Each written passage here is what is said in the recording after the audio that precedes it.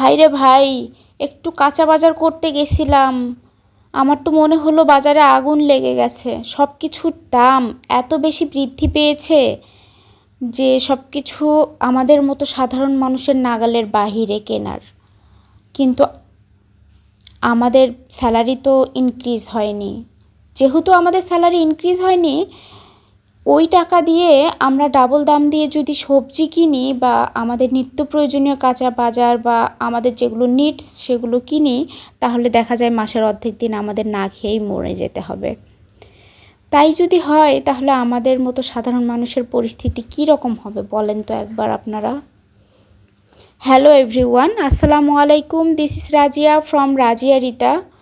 আজকে ক্লাস শেষ করেই গেছিলাম একটু কাঁচা বাজার করতে। আমি ম্যাক্সিমাম টাইম সুপার শপ থেকেই কেনাকাটা করি, তো কারণ সময় থাকে না এই জন্য। তো আজকে ভাবলাম একটু সময় নিয়ে, এখানে কাঁচা বাজার আছে, তো কাঁচা বাজারে গিয়ে একটু দেখে শুনে টুংটাং কাঁচা বাজার করে নিয়ে আসি। তো সবজির দোকানে গিয়ে তো আমার মাথা নষ্ট, সব কিছুর দাম অনেক বৃদ্ধি পেয়েছে, দ্বিগুণ হয়েছে অ্যাকচুয়ালি। তো আমি 2টা ক্যাপসিকাম নেওয়ার জন্য দাম করলাম অনেক বেশি দাম আগের থেকে। তো এখন দেখা যায় যে আমাদের যেসব একদমই নিড না হলেই নয়, সেগুলো ছাড়া আর বাড়তি কিছু নেওয়ার আমাদের এবিলিটির বাহিরে।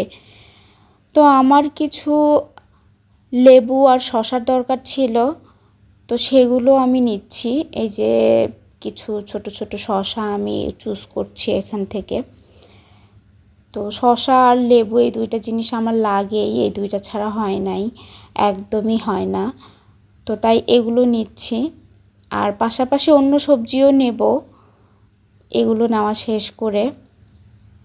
তো সব কিছুর দাম এত বেশি, আমি দামাদামি করতেই ভয় পাচ্ছিলাম যে না জানি ওরা কত দাম বলে আর আমি কত দাম অফার করব ওদের কাছে। তো আমার এখান থেকে লেবু আর শসা নেওয়া শেষ হয়ে গেছে। এখন আমি যাব অন্য কোনো শপে অন্য সবজি নেওয়ার জন্য।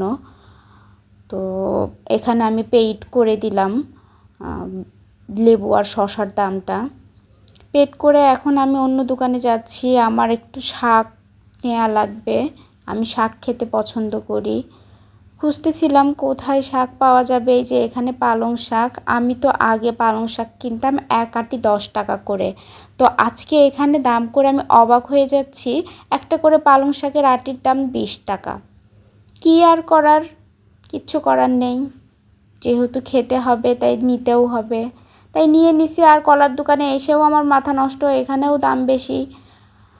প্রথমে ফেরত চলে গেছিলাম, পরে আবার ফেরত চলে এসেছি, নিয়েছি, কিছু করার নেই। তারপরে যে ফ্রুট সেকশনে এসেছিলাম, এখানে পাশেই হচ্ছে ফ্রুটসের দোকান আছে কিছু। আমার পেয়ারা খুবই পছন্দ, তাই পেয়ারা নেওয়ার চেষ্টা করছিলাম, কিন্তু এখানকার পেয়ারাগুলো একদমই ভালো লাগে নাই, তাই আর নেওয়া হয় নাই। তাই 2টা শুধু ড্রাগন নিয়েছি। এই যে ড্রাগন মেপে প্যাক করে দিচ্ছে, তো ওগুলোই নিছি। আর কিছু অ্যাপেল আর অরেঞ্জের দামাদামি করতেছিলাম, কিন্তু দামাদামি না মেলার কারণে লাস্টে আর নিতে পারিনি। 2টা ড্রাগন নিয়েই চলে আসছি। এই যে এখন বাসার দিকে রওনা দিব। এইটুকুই আমার বাজার ছিল আমার সাধ্যের মধ্যে। আর এই দিকে দেখি বাজারের সাইডে খুবই সুন্দর একটা দৃশ্য, যদিও এটা চাঁদ না, এটা হচ্ছে লাইট, তারপরও চাঁদের মতো লাগছে।